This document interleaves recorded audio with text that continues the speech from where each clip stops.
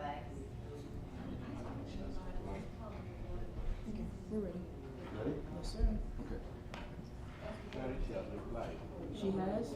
That's it, Sunday. She sent it? Okay, Yeah. that's good. Felicia, you're good. You're already voted. I'll just hit the flash drive. So I can get her. The clicker up there? The clicker's up there. Remember, it's the down arrow button. Down is going forward. Forward, it's backwards. So go down. Oh, press down. Okay, welcome back, everybody. Hope everybody had a great lunch. Starting back a few minutes later than we had planned, but we'll get back on track here.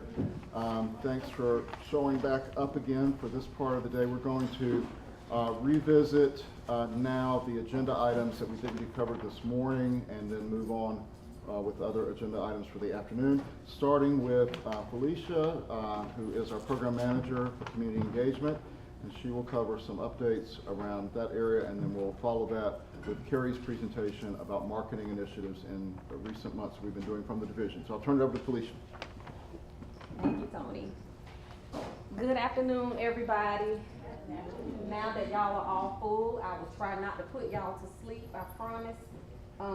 We are going to just go over the ways that the community can be involved with us in our efforts. And when I say community and community engagement, of course, I'm talking about those of us who work in the field that play different roles and have different positions. But most certainly, we were talking about the external community, those people who don't work in our field, who we need to certainly partner with and work with to be successful in our efforts. And of course, that includes people with lived experience, people living with HIV, people who have lived experience with substance use, and a multitude of other things. So it's the community as a whole.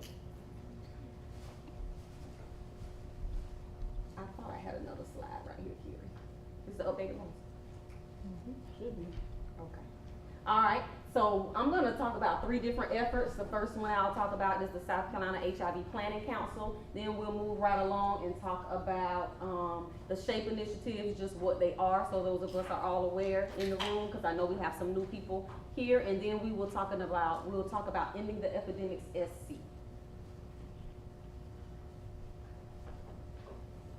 All right, when we talk about the HIV Planning Council, the HIV Planning Council is made up of 35 voting members. They are people who reflect the characteristics of HIV here in our state. They include people with lived experience, of course, as well as agency representatives and community advocates. When we talk about the HIV Planning Council, we also have representatives from other state agencies, Department of Mental Health, Department of Corrections, of course, DHEC staff, as well as Department of Juvenile Justice that is vacant right now, along with Department of Education, but there are state agencies represented on the HIV Planning Council as well. When we talk about the HIV Planning Council, we have 35 voting members. However, our meetings are open to guests and community members, and anyone can attend at any time, as long as they register and we know about how many people we're expecting. Those meetings are open to the public. So if you want more information about the HIV Planning Council, if you're new to the field and you just want to learn more about what we do, please know that you are welcome to attend our HIV Planning Council meetings. We have an executive committee that kind of oversees and helps govern the things that we do within the HIV Planning Council. Within the HIV Planning Council, we also have committees and work groups. So people who are a part of the council can kind of choose where they want to work on certain tasks or projects or certain areas. Some choose based on their jobs and their professional roles. Some people choose based on their personal interests and what they may have going on with people that they know and want to help them and so forth. So there's opportunities for people to work in kind of different capacities of the HIV Planning Council.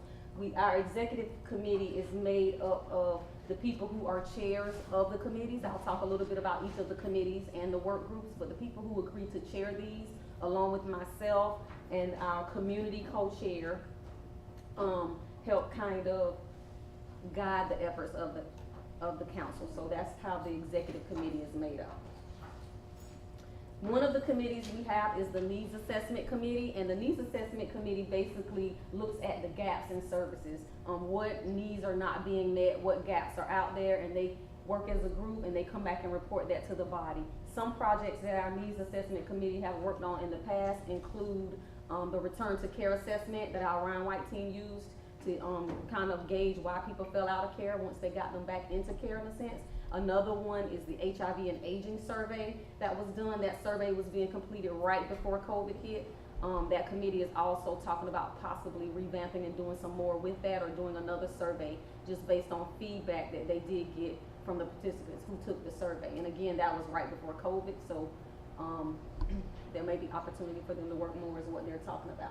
So that's the needs assessment committee. We also have a prevention committee. The prevention committee in the past would look at evidence-based interventions and kind of keep up with what evidence-based interventions were out there and share that with the group and give their input on what they think would be good for South Carolina. Of course, as we all know, there's not as many funded evidence-based interventions as there used to be back in the day. So this committee has kind of shifted focus and talking more about U equals U efforts, undetectable equals untransmittable. And they're also agreeing to kind of spearhead and bring new folks into the fold to kind of help serve on our LGBTQ work group. So that is a new work group that is coming about, but again, the prevention committees have kind of shifted focus to U equals U and the LGBTQ work group. The Care and Support Committee. This is a committee that focuses on the needs and support services for those who are living with HIV. So our committees are made up of people with lived experience living with HIV, as well as people who work in the field. So the Care and Support Committee, some of their main focus in the past have been on transportation and other supportive services when it comes to those actually living with HIV. Because in the field, we think of things that we need to have done and goals and outcomes that we need to meet. And this committee kind of focuses on, well, what do the people living with HIV, what are they concerned about? They may be concerned about treatment, but they may be concerned about babysitters. And they may be concerned about not just going to their appointment with transportation that's provided, but making a stop at the grocery store. How can we make those things happen for them as well, and kind of focus on what they're focusing on along with their treatment. Our Positive Advocacy Committee, also called the PAC for short, this is a committee made up of people living with HIV. They are a part of all of our other committees as well. So the PAC committee meets on a separate day at a separate time because it's important that their voices are mixed in with the other committees that I talked about, needs assessment, prevention, and care and support. So they meet on a separate day and they guide us and direct us on what their needs are, what's important to them, and we are able to gain insight from them based on their own personal lived experience as living with HIV, as going into the facilities and the organizations, getting treatment and so forth, and kind of guide us in those efforts. Some of the things that we have realized over the years with our PAC is that they are very passionate, many of them, and while some of them are employed and work in the field, others of them feel like they do a lot for us as in agencies and DHEC around the state, and they want to enhance and improve their skill set. So one of the things that we have done the last 2 summers is we've had the opportunity to attend the Elevate training and the Escalate training last summer and this summer. They are week-long trainings where we were able to have about 20 people living with HIV and about 5 DHEC staff go for a week-long training that kind of enhances and builds upon their skills so that they are able to move forward in their field if they're already working, or able to actually enter in based on skill set and professional. So that is something that was very important to them that we are trying to make happen, enhancing their professional skill set. And Felicia, Yes. might that be available to people living with HIV outside of the planning council? Yes, definitely. Thank you. This was a training that is sponsored by NMAC, formerly known as the National Minority AIDS Council. And so NMAC does this training. It could be, Katie, but they would probably still need a central point to kind of go through. But I do think there's an application process that NMAC has that people that are not a part of the council can be a part of. So this would be good information, and you all can let me know if you want additional information, but those of you working with clients, and if you have a client who's interested in doing more and learning more and going further within not only their care but helping others as well, this would be a good resource for them to look into, because you don't have to be a part of a planning council to be able to attend the training. And one thing about our bylaws, we have 35 voting members, but of course a lot of guests and others can attend. But our bylaws state that we have 35. When I started, we were 34. We have 35 voting members. Our bylaws state that we have to have at least 7 people living with HIV as a voting member of the council. And I'm always happy to report that we have 14 or more that are living with HIV, so over 40%. It's just really good to have that lived experience in every committee meeting, in every area of what we do with the council. And the last committee I'll talk about is the membership committee. And basically, our community co-chair oversees the membership committee. I'm the DHEC co-chair, and I have a community co-chair. Charmella Tyler is the community co-chair right now. This co-chair is voted on by the council members, and they represent the community while I represent and kind of serve as an advisory from DHEC standpoint. So the community co-chair oversees the membership functions of the HPC, application process, schedules interviews. If someone wants to be a member, there's a short application you complete. We have interviews, and we discuss how many slots we have open, how many we can fill this year, and what committees this person will be best on. Because on that application, the committees are listed. You can number 1, 2, 3, and then we will do our best to give you number 1. If not, depending on the number of people on that committee already and what other committee may need someone, you may get your number 2 choice. But these are the types of things that the community co-chair oversees: calling, scheduling the interviews. Life happens, so sometimes we have members who can be a member and then they can't be a member, whether they change jobs, whether they're relocating, whether life is lifing, and they just have to focus on something else right now. So in that sense, we have a Rolodex of people that we can call ex officio, meaning they would be good for the council. There's just not a voting slot, so they continue to come and give input and share. But if there's a voting slot that becomes available, then they can slide right into that voting spot, because they've already had an interview and everything. We've already seen them, talked with them, and know that they would be a good candidate for the council as well. Work groups. So officially, we have our committees. Now, our work groups came about because some people were a part of a committee and said, even though I'm a part of this prevention or needs assessment or care and support committee, I want to focus on what's important to me as well. So along with that, the projects and tasks we're doing for the whole population, what can I focus on that interests me for this particular population? So out of that, we have a women's work group. The HPC Women's Work Group was formed, and it basically focuses on women and their need when living with HIV. And so one of the main things that our work group is proud of is the fact that they plan and kind of sponsor and plan the Rising Above Women Living with HIV Summit. That summit is in its 5th year this year in October. And each year, of course, the summit is open for self-identified women living with HIV and surrounding states, because we have had some people come to the summit that are from Georgia and North Carolina and so forth. But again, this is a summit that they put together. They choose who the speakers are going to be based on other conferences and things that they've done and people that they've seen. They choose what the content is going to be based on what's important to them and so forth. So that is happening this year.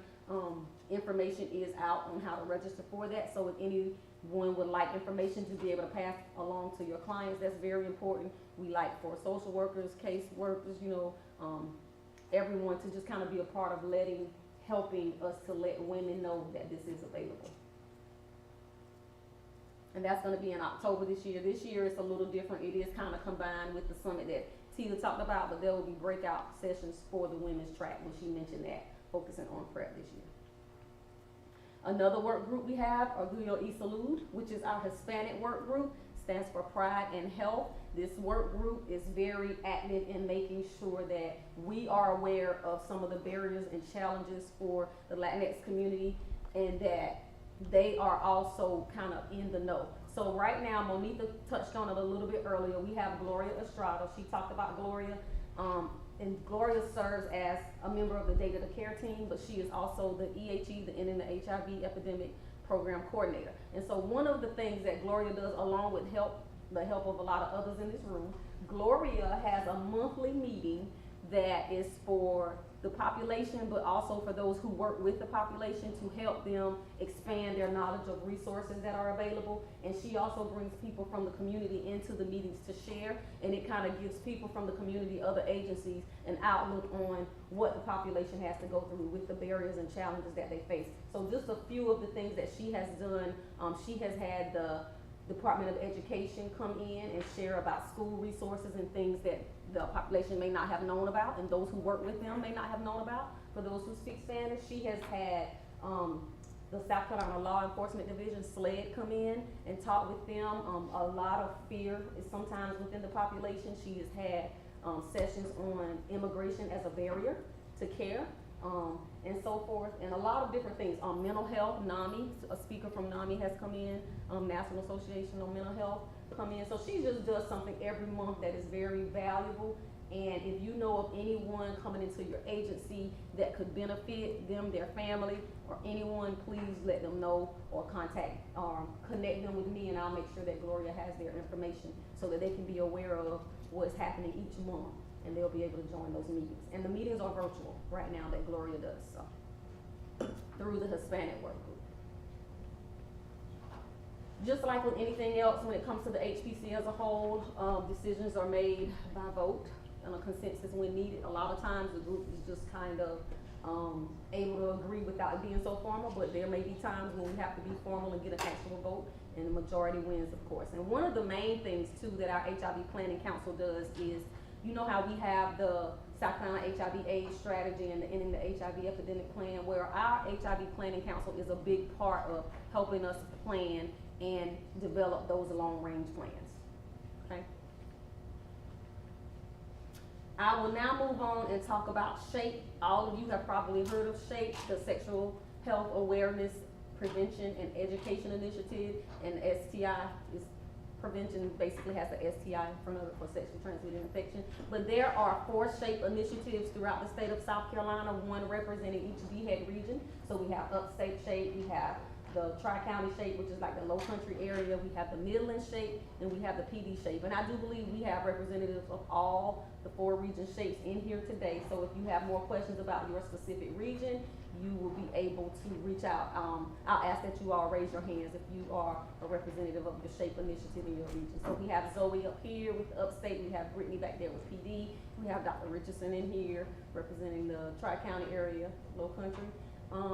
And we have the Midlands here, which can be myself. And many of you probably know Elizabeth McLendon. She's my counterpart in community engagement. So that's the Midlands representation. One great thing about SHAPE is while we have some common goals and interests and common things that we work on, the goal of the SHAPE initiatives are to work with your community. So our community partners may look different around our tables and the things that we do and the collaborations that we have. So it gives us that leeway to focus on what is happening in our specific area of the state and work not only on the things we want to do through our initiative, but what do our partners around the table want and what's important to them, and how does that all work together for sexual health awareness in general as a whole. Last but not least, I will talk a little bit about Ending the Epidemics SC. Ending the Epidemics SC, the vision for ETE-SC, as I call it before, is a South Carolina free of new cases of HIV, STDs, viral hepatitis, and substance use disorders. The motto for ETE-SC, stay safe, get tested, treat early, end stigma. I like to point out that we do use STD in this vision because we are targeting not those of us who already work in the field, but we are targeting the average person walking down the street who doesn't think about HIV at all. If they saw a sign of something, they would know what STD is a lot quicker than they would know what STI is, or even try to think or figure out what STI might be. They're just gonna be familiar with STD. So when we were looking at our vision, we were saying we want this to be grassroots. We want to target any and everyone. We want to go external outside the field. We want to make sure they understand. And that's how we have STD in here instead of STI. The goal, of course, is to assure broad-based community support, kind of trying to step outside of those of us in the field, wanting all stakeholders involved, rural areas involved, making this a true statewide effort. Initially, we have kind of 2 components to ETE-SC. We have a statewide work group, any and everybody, you name it, everybody's welcome. We want to share information, awareness, and resources with any and everyone. When we first started this effort, we had to have some type of smaller group to put the foundation together to work on things like the vision and the motto and how we want to move forward with meeting. So we put a call out and information to say if you would like to be a part of the steering committee for ETE-SC, please let us know, because we needed a smaller group of people to kind of set the foundation. The steering committee is the group who thought of the vision and kind of like guided our efforts when we began ETE-SC. The steering committee and the work group are made up of representatives from each of the 4 regions, right? We have some HPC members are a part of the statewide work group and the steering committee, Non-traditional partners are a part of. That means they don't work in HIV, but they are part of the steering committee and the statewide work group. Of course, people with lived experience and living with HIV, as well as representatives of agencies and organizations. When we initially started ETESC, we were right at the beginning of having to create our Ending the HIV Epidemic plan. So a lot of our work at that time were focused on the 4 pillars. And our statewide work group came together. It was during COVID. We had a lot of virtual meetings, but our statewide work group came together and gave us very valuable and a lot of input for the current Ending the HIV Epidemic plan that we work off of. So that was kind of like the start of our meeting. Now, one of the things, we were not required by our funders to have a section by itself on stigma, but our work group and our steering committee felt like we had to address stigma in our Ending the HIV Epidemic plan, and so we did. There's a section in there on stigma, and of course we are continuously working to decrease stigma and barriers associated with stigma and discrimination. And these are just a few of the things that we have done when it comes to stigma to kind of continuously work on combating stigma in our state, in our communities. We had a lot of not interactive, but a lot of virtual meetings and webinars during COVID. We had a lot of different speakers to come in and help address stigma and kind of educate us and make us aware of the do's and the don'ts.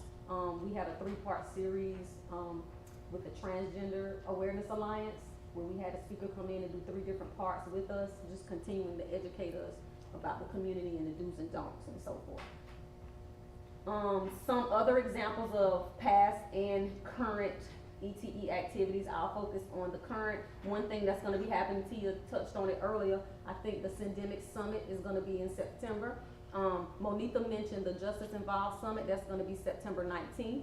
The Ending the Epidemics SC Syndemics Summit is going to be that next day. That is going to be September 20th. And we will kind of go back and focus on the vision as a whole. So there will be topics on STI, hepatitis, substance use disorder, and HIV. If you were able to attend last year, our ETESC Summit focused on substance use disorder. We have Linda Brown works at Deotis, and she is our substance use disorder representative expert, in a sense, on the steering committee and as a part of the statewide work group. So this year we wanted to go back and said the first couple of years we focused on ending the HIV epidemic plan, so we were focused on HIV. Last year we wanted to focus on substance use disorder and a little bit of hepatitis, and this year we're kind of focusing on all of them at once during this summit. So more information will be coming about that as well. This is kind of self-explanatory, so I won't go into more of that. Along with community engagement, there are some things that we can't plan for and that we don't foresee. So when it comes to community engagement, we are being asked to always get the community's involvement and input, external input as well, on different things. And of course, as we know, COVID-19 came about. We had some statewide forums to kind of share information, update information, get questions from the community as a whole. And we were able to do that at least 3 times throughout the state during that last year when we started getting answers and could provide information. And then of course MPOX. So we have been asked to go into, we had some focus groups and we were asked to ask you all to help us to garner input and participation. So these are the types of things that we will be coming to you all for, because you all work directly, some of you, with the community, and if you don't, then your teammates and your colleagues do. So there may be times when we call from central office and say, hey, we need to have some focus groups. Can you help us kind of recruit the participants that we need that fit in whatever categories at the time for focus groups? And you never know what's going to happen, and these are proof of that. I am here today. My counterpart, Elizabeth McClendon, is not here, but you all probably know her. That is our contact information. If you have any other questions, or if you just need a little more detail, because I just did a broad kind of overview for today, because we really want those of you who are newer to the field to know ways that you can be involved, but ways that you can share with clients and those you come into contact with in the community on how they can be involved as well. Are there any questions for me? Okay, thank you. Okay, great. Thanks, Felicia. So we're going to transition from Carrie as our studio producer here for today Carrie's going to wear, again, I said at last week's grantees meeting, but Carrie wears many hats. And one of the hats is our social marketing and social media activities on top of her capacity building training and helping set up this live stream today. So she's going to present an update on our marketing campaign efforts that have been going on this year and what's planned for the near future. Good afternoon, everybody. Just to know, I learned this in 2 days, so if anyone needs help learning how to do a live stream, I'm here to provide that technical assistance. So as Tony mentioned, I am going to give a brief recap of our marketing efforts out of central office from January up until now. So we'll start off with the Q1 observances. So we started the year off with National Black HIV/AIDS Awareness Day, Women and Girls HIV/AIDS Awareness Day, and National Youth HIV/AIDS Awareness Day. So we'll start off with the first observance, and this is a recap of what the overall marketing proposal looked like for the digital marketing campaign. If you remember from Tia and Andre's presentation, they gave a brief synopsis of what Kaiser Family Foundation provides us for our marketing campaigns. And if you look under the media platform tabs, we utilize YouTube, Meta, which is Facebook, and Twitter for this campaign. This campaign ran from January 30th through February 28th. And the goal of this overall campaign was to increase testing in our local health departments and with our CEOs, and to reduce stigma-related messages in regards to HIV to all residents of South Carolina, with a specific focus on African Americans in all zip codes in all 4 regions. And the primary message topics were, again, the free HIV testing in the local health departments, the HIV self-testing and home testing program that OB runs, and then again, the stigma. And here are a few of the images that you may have seen on Facebook, and as well as what the ads look like on YouTube. So as you can see, you see the skip ad button. So to be counted as a view, the individual had to watch at least 15 seconds of the 30-second video clip. So I'll get into some of the analytics in the next couple of slides. And then here you can see the Facebook ads where they're promoting the free HIV testing at the local health departments, and they had a call to action where they can actually click on the ad and then hyperlink them to our DHEC web pages where they can find additional resources on where to get tested, or where they can find PrEP information, so on and so forth. So here's a snapshot of the results of this digital campaign. We had over 3.2 million impressions. So just for individuals who are not aware of terminology when it comes to marketing, an impression is anyone who engages with the ad. So that doesn't mean a single engagement, that could include a multiple engagement. Whereas reach, on the other hand, is single users who interacted with the ad.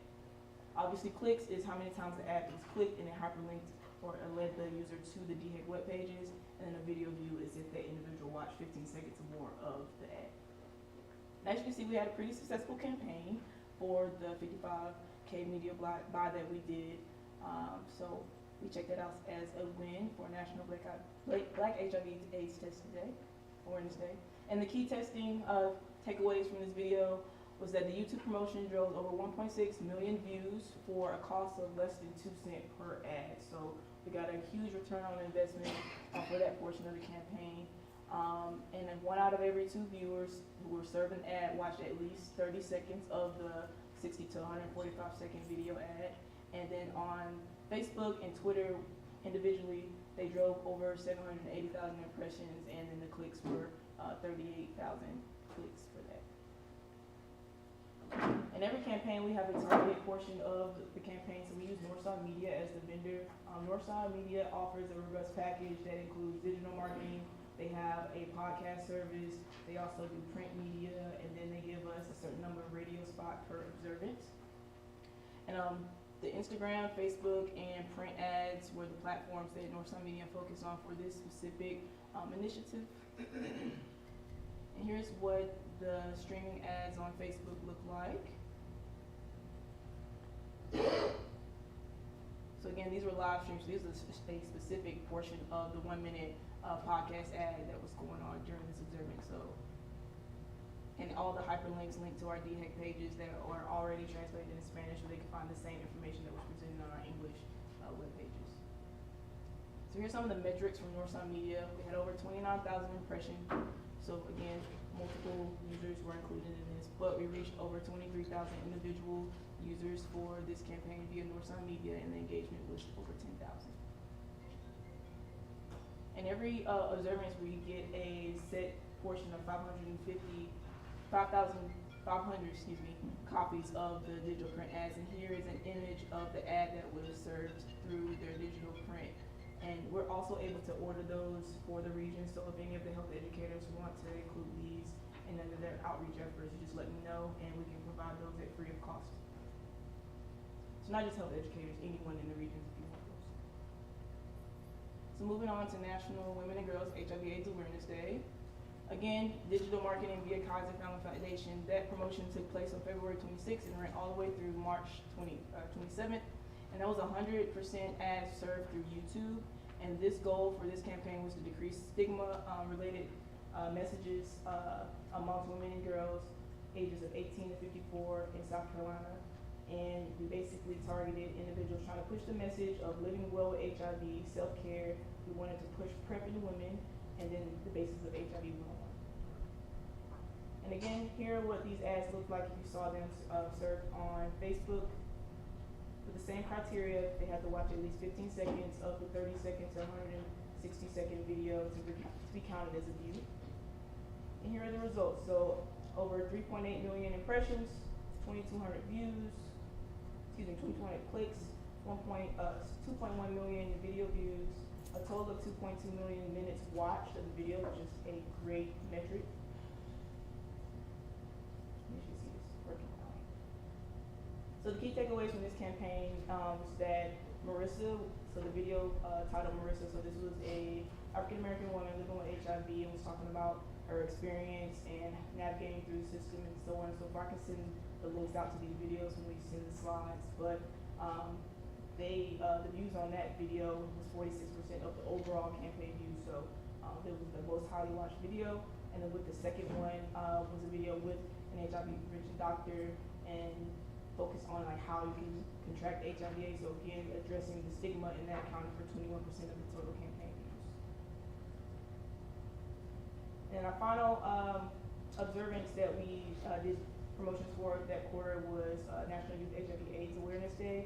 So we did a slightly different approach for this marketing campaign. We only used Northside Media for the digital promotions, targeting the Latinx community, but we did mostly a radio promotion, a radio campaign for promotion for this initiative, so there wasn't any digital data from Kaiser Family Foundation for this one.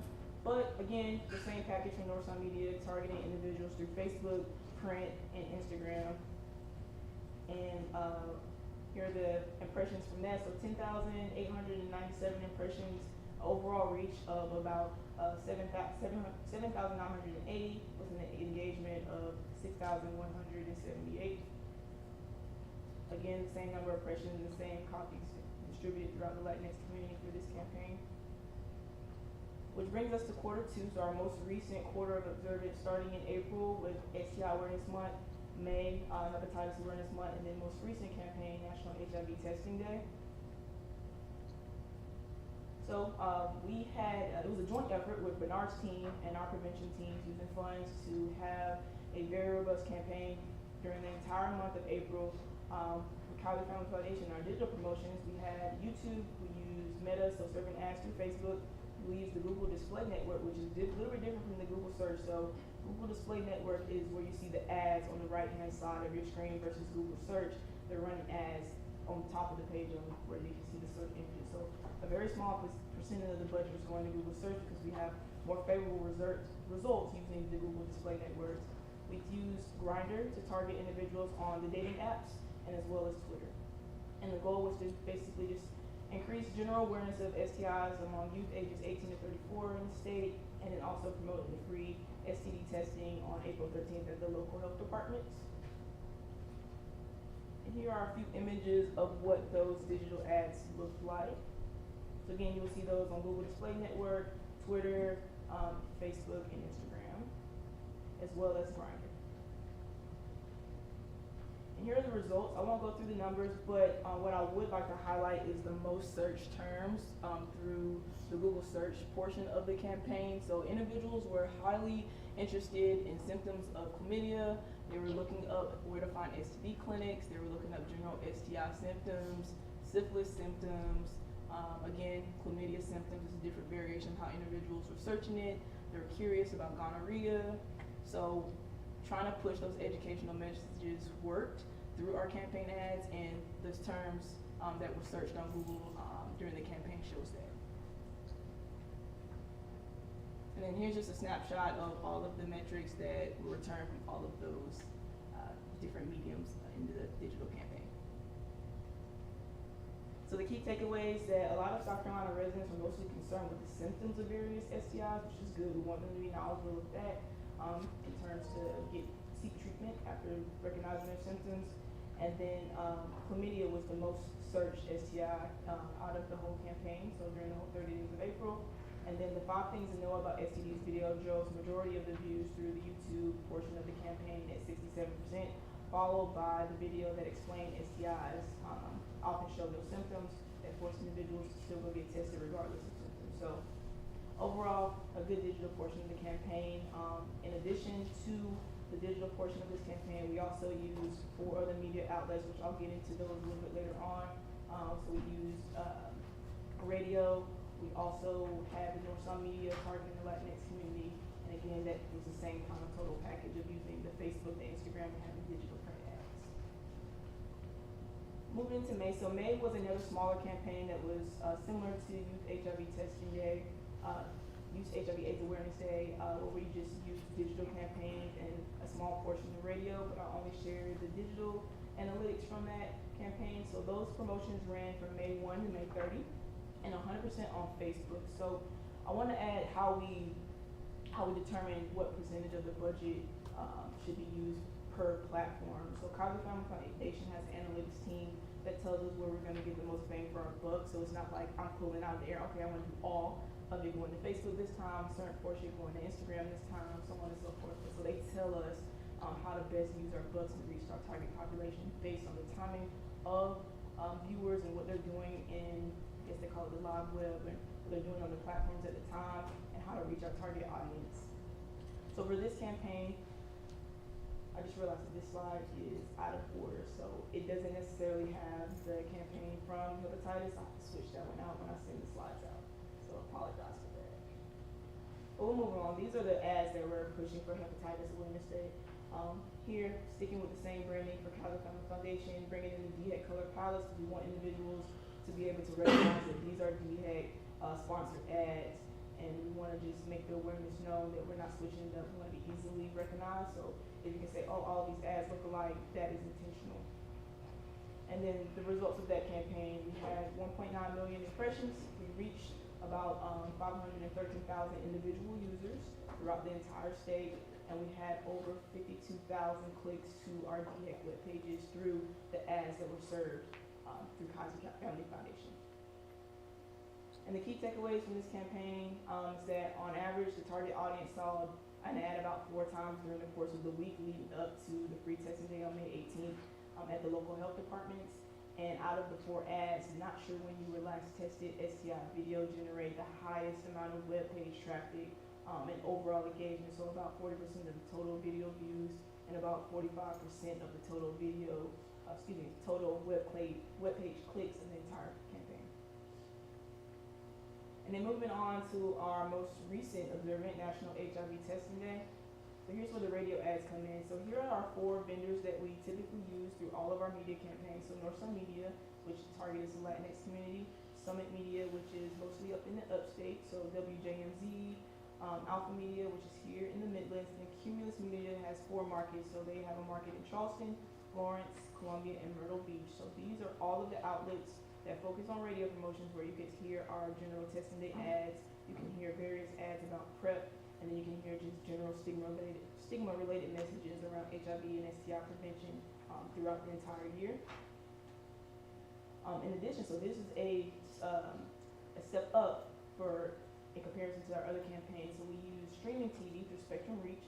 We also printed both color and black and white ads through South Carolina newspaper networks, and we did home web page takeovers for individuals who didn't necessarily receive physical copies of newspapers. So if they got their digital newspaper, they still saw ads. And then we also used Effect TV that's down in the Low Country. So here's a few data points from our streaming and cable TV promotions through Spectrum Reach. So on cable TV, out of the 18 zones and 58 networks, our 30-second commercial promoting the free testing day on June 27th aired about 41,000 times through cable TV, 965,163 times through streaming TV. So that's through the apps that you have on your the Spectrum app that you have on your TV, like smart TVs or tablets. And then on social media, the social media through Facebook, through the Epidemics SC Facebook page drove about 1,800 clicks to our GA webpage through those most. And here are images of the ads that were served through the ETESC Facebook page. Two different ads. One is a static ad, so that is on your right, where they had a call to action where they can click and learn more about the free testing days and find prep services, and as well as HIV and STD testing on our DHEC web pages. And then you can also watch the 30-second ad, the same one that individuals can see on the streaming apps, right here through the Facebook app. So one you can actually engage with and watch the ads, and one was just a static ad that will lead you to more information. So here's some analytics from the newspapers, and it's broken down by region. So how many impressions per regions? So you can see during the Midlands we had more impressions, followed, the PD had more impressions, followed by the Midlands, and then the Low Country, and then in the Upstate. And here are what some of these ads look like. So some color, some black and white, some different sizes, so it just kind of depends on the paper and what ad space they had at the time of purchase. So we're still pending results from College Family Foundation and Effect TV. We hope to have those in the next couple days. So outside of the marketing, I wanted to show some images on the next couple slides of what we've done out of central office as far as capacity building and health promotion activities at various locations. So far this year, we've been to 4 different outreach events, 2 of which were at the Firefly Stadium. And we had Copa de Diversion. I could be butchering that. Excuse me, my Spanish is not that good. But that was on May 26th, and basically it was the Latinx night at the stadium. So we had our Latinx coordinator go out, and I'll show her on the next slide, as well as Monita, and I believe Tony was out there as well, giving out health education materials to individuals at the baseball game. And then Pride Night at the stadium, which was on June 8th. So same thing. We have a nice outreach wheel where individuals can spin and answer health education questions, which sparks the conversations where we can then give them educational materials and answer any questions that they have regarding to HIV, STI prevention, and also PrEP services. And then we also gave out Mpox materials at the Black Pride event on June 26th, and then we also had a booth at the Pride Outfest. And here are some images of us at the outreach events.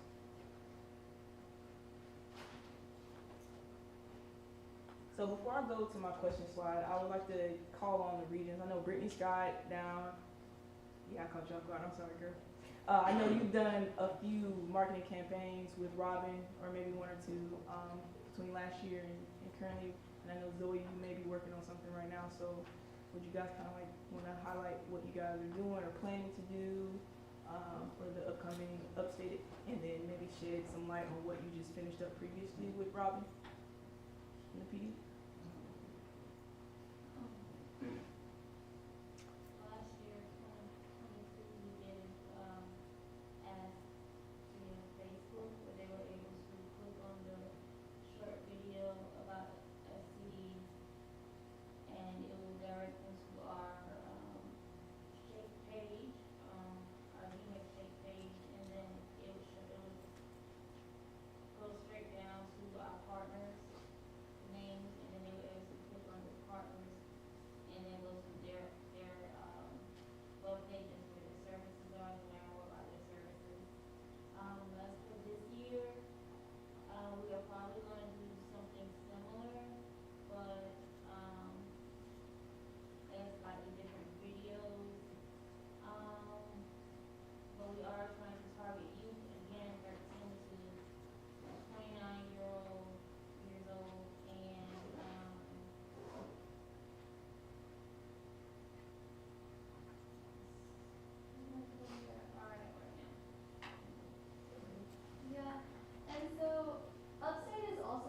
talks with KFS as well, for potentially doing a digital marketing campaign targeted at 18 to 34-year-olds in all 11 counties of the upstate.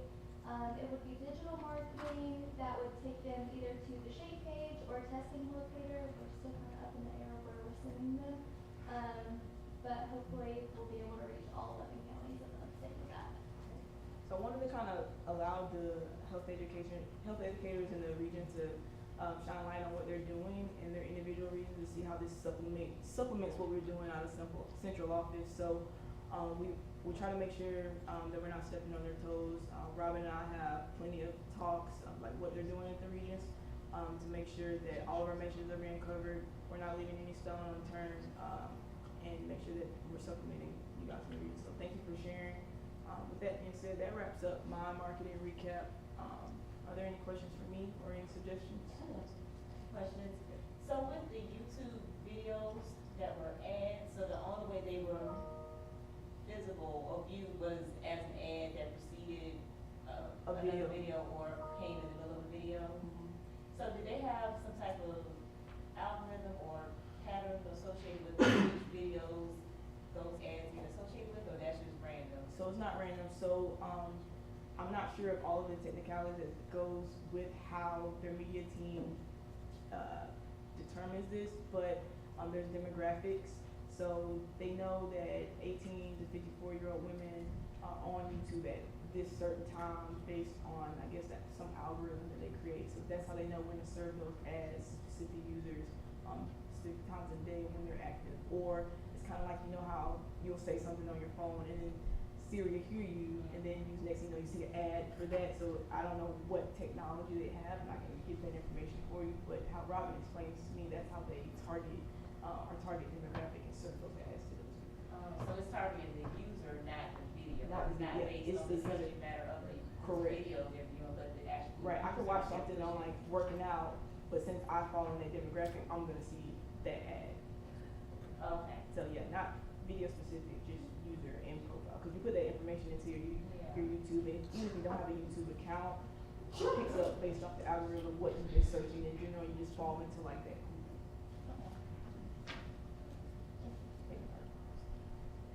So there's been a lot of ads, a lot of campaigns, and probably a lot of money. Was this a normal year? Or is this a normal year? Well, you know, I started late in the game. You know, I started May of last year. And my first two campaigns, I took over. So T and Andre did the first couple, and they were telling me, oh, this is gonna hit you hard, right? So when I took over for Latinx awareness last October and comparing it to picking up on World AIDS Day and then running into these where I ran point on these, very different. Very different. A lot of back end work and seeing the numbers reflect these bigger budgets and how we allocated it is very different. So, the bigger budgets is more. Right, Yeah, so let- higher the budget, the more people you can target with your marketing. Yeah, so I'll say something to that. Ray, did you have a comment? Yes. Okay. Is there a spike in STD testing of appointments after these campaigns or during the campaigns? Is So- it helpful? So you're saying, make sure my understanding, and are we seeing the return on investment as far as like individuals creating appointments? That's something that I would have to get information from the regions, because they don't really talk, the preventive health program managers don't really talk to me and share that information without me asking. But that's a good question to see if it's actually working. I know OB has seen during different campaigns more orders for the home testing program, when we specifically push that link as far as the referral source, but as far as testing numbers, I'll have to look into that. I know that Low Country does collect that information pretty much about like how many people come in at each health department on each free testing day. So that would be pretty easy. Yeah, and I'll be It's interested to Jim and see- Brady to share from Low Country. From Low Country. Yeah, I'll be interested to see, like, as Tony's probably about to mention about the funding, like, we haven't done these, you know, high dollar campaigns in the past, so I would like to compare from year to year to see if it actually makes a difference. Yeah, I mean, my personal opinion is that might be hard to get because of COVID, you know, and I think in Low Country, how many people get tested is also very much related to how many clinical staff we have in the clinic on that day. So I like the idea of trying to correlate, you know, marketing in that county with how many people get tested, but, I think, at least in Low Country, it's more related to staffing, and when we lose a nurse, we're gonna have Less testing. less people tested on that day. We did have DIS, I should shout out Low Country DIS for being available to do HIV and syphilis testing for our, HIV testing day, because we were in the middle of our EHR rollout, and there's basically no availability in any of our clinics. And so they did set up like in the waiting room, and did some testing. Just our DIs don't test for gonorrhea and chlamydia, but do for HIV and syphilis. And so certainly I think that maybe helped the numbers, but I'd like to think about ways to be able to try to see our return on investment, but it might have to get a little more complicated. Yeah, and I think it might have to be, Carrie maybe I think hit on this, you might have to really look longer term. What happened with COVID, and then even post-COVID, we still have some of that trickled over into 2021. So it may be more looking over some longer period of time. It may be that it's not all about, it's definitely probably not all about who comes into the health department on the free testing day. It's like, do things increase over time? Do they increase with our community partners? Folks may say, you know, I learned more about available testing. I still don't care to go to my health department, but I will go to another community. They'll go somewhere else. So maybe some long-term and some other ways. We look at it comparing 2017, 18, 19 with 22 and 20, whatever, you know, the more recent times. This is a once in a lifetime, I will say, at least I believe once in my lifetime that we will have this resource like we've had for this year since Carrie came on board. Because just to give you a summary of, CDC awarded us implementation funds for ending the HIV epidemic prevention. At the same time, they gave us the money to do a plan. And how do you implement a plan until you write the plan? So we had a year's worth of money or close to it that did not get spent on staff that have now been hired in the health department, community health workers to take care of folks and so forth. So we had money sitting, and CDC started saying, hey, at some point you better start spending this out, and it can't be spent on long-term commitment things like contracts or staff. And so we came up with the plan that the bulk of the money would be put into this marketing campaign big time through the end of this year. And then after World AIDS Day 2023, you know, who knows where we'll be with that. But I will say this too, that in regards to, you know, Carrie's done such an exceptional job with this, and part of what we built is that from the EHE planning year, what came out of the 24 forums that we did virtually over the course of that year, there were high priorities. Some people need to reach rural communities with HIV testing and other related services, and mobile operations may be the way to do it. So you saw earlier we funded 5 fans in the competitive funding we did just in the past year or two. We were told to reach out more with Latinx outreach, and so we have expanded what we can do in that regards with funding community programs and our own outreach initiatives. And another key thing was there's so much stigma. There was either we don't hear anything about HIV in our communities, there needs to be more marketing, but also there's so much stigma, and we put that together into both this heavy campaign on promoting HIV testing, know your status, PrEP services. Another thing was PrEP needs to be ramped up in South Carolina, so we pumped money into 8 community organizations to do PrEP navigation, comprehensive, and then part of the campaign, as you saw, was promotion of key prevention messages and anti-stigma got built into the marketing. So we rolled together things we've heard from the community over the course of 2020 during that strange year of developing a state plan that was meant to be community-based driven, and somehow we did do it through virtual means that year. But Carrie's done a great job with everything she's put together. So thank you, Carrie. Any other questions, y'all? Thank you, Obi. Just a final comment, Tony. Yeah, the focus should be on the end user, the consumer. And I get that, you know, we want to track our numbers since we're putting most of this in cost coming to the health department. We need to do a better job of partnering with our community.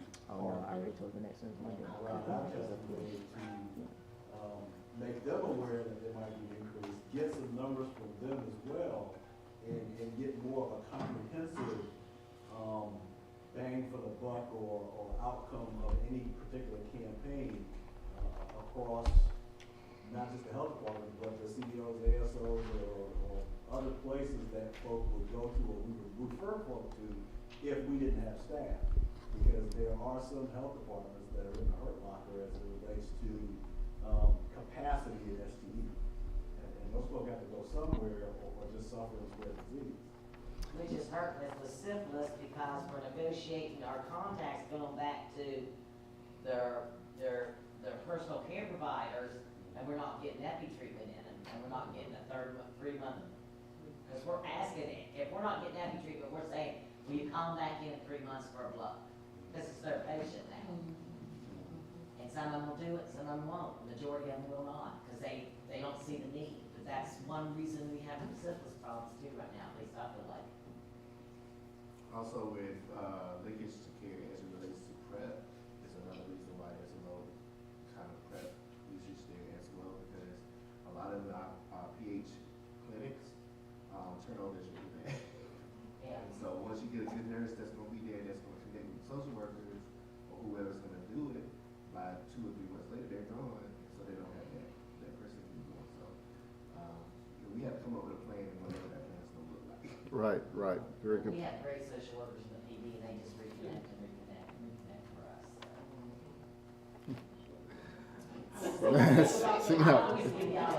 Tina and Mary. That's great. But yeah, all good points, Bernard. And I think, Bernard, we do need to look more at kind of across the board what we've got. You know, part of this too is how do you measure?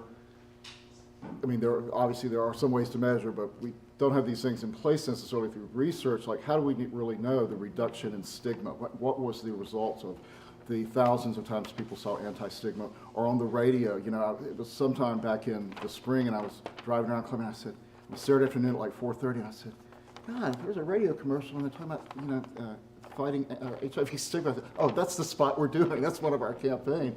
Like, it was great that it was just airing, and it's, you know, one of the conglomerate of radio stations that oversees, I don't know, they have half a dozen different stations, whatever. But it was great that it was just like, and the TV spots I would see during Braves games on Bally Sports Southeast, I'm like, well, because they have a list of, I don't know, 50 different cable channels they'll put these packages into. But the messages were getting out there, but, you know, how do you know really where you went from baseline stigma to less stigma? Some of those things are not quite as easily measured. If you look at our younger population, and then you look at our older population, you see our stigma has changed head over heels from just what people are open their arms up to and be willing to accept as opposed to. So I think we're getting it out with our younger group. Yeah. So good, very good points. Appreciate, any other questions you have for running marketing? Well, I'm just Yes, Sean. curious, like, I know the question was around how do we capture that, because there's a multitude of different avenues where people can get the information, but I don't know within health departments if there's some type of survey or something. I always say attach with it some type of, you know, incentive to really be able to capture some of those questions, because they could come to the health department, but they also could know that health department's in the area. They just happen to come that day. Versus someone who may have said, I heard the ad on television or on the radio, and that prompted me to come. Because I just don't feel like we overall have a system in place that really does capture that information, even looking at the regions that capture that. Yeah, and beyond that, and for our staff in our division that go out and do site visits with our community partners, most or all of them, I guess, have some sort of intake where they ask how somebody maybe came in to get the test done at their community partner site, right? But again, someone could say, oh, I saw an ad or heard a radio. It could have been, you know, again, Palmetto Community Care may have run its own. We gave our community partners the opportunity to get some marketing funds in the past year. So somebody they're not going to say, I saw the DHEC ad, but I didn't want to go to DHEC, and I went to my community partner. They may not be that specific. They just heard something about HIV on the radio. They looked up where to get tested, you know, the website to look up, and they found it. So again, things are not going to be clean necessarily, but if we can better assess from our community partners at least, you know, how many times did they get somebody referred in from media? You know, frequently folks say they got referred in because a friend told them about, you know, PALS or Palmetto Community Care or somewhere that tests are available. So, but you're right. Sometimes our record keeping within the DHEC clinic, that is aside from a special survey, we may have a difficulty. And also, I would like to, because we do a lot of community events, and I know especially in the Low Country, where we're going to different events, whether it be, we've gone to trucking events, we've gone to Black Expo. And so, and now we're starting to count the condoms that we're distributing at these different meetings. And maybe there could be like some type of QR code or something that people could maybe get more information of that sort. Mhm. Because I can say like, this year, we probably, condom-wise, over 4,000, based on the numbers in the events that we did. That was just since January, so. Yeah, good points, very good points. Thanks, Shauna. Let me mention a dynamic with our agenda. LaToya is not able to join us today, so we are going to postpone till the first Wednesday in February meeting, discussion of the Respond pillar. We'll mention that if there are any questions in particular about molecular surveillance or cluster detection, any of those sorts of activities, knowing that the surveillance division and particularly LaToya's work is at a point of really trying to get out and with more community engagement to educate folks locally where there are benefits to being at least supportive of the molecular cluster activities. So just know more to come on that at the February meeting. We hate that it didn't work out for LaToya to be here with us today in person. So that said, next step is breakouts. Cabray, I think you're going to do a table discussion, group thing with your social work folks, Bernard, the DIS, and then the community health workers and the health educators will gather. And this breakout has to occur in this space. We don't have use of the whole building. So we have to figure out how to respectfully have this happen and break the tables apart if need be, or group them together. And then Jessica and Tia, y'all are going to meet with the preventive health program managers virtually, also I think in the back there. So Bernard, where do you want to group your DIS together for some table talk? Connie says if you're not a DIS, leave Connie's table and then go over there. That's fine, I think, with Bernard. Cabray, for the social workers, you're right here. This okay. So the center table. And I'm fine with moving community health workers over to this table right in front of me. Health educators, community health workers. And let me just give a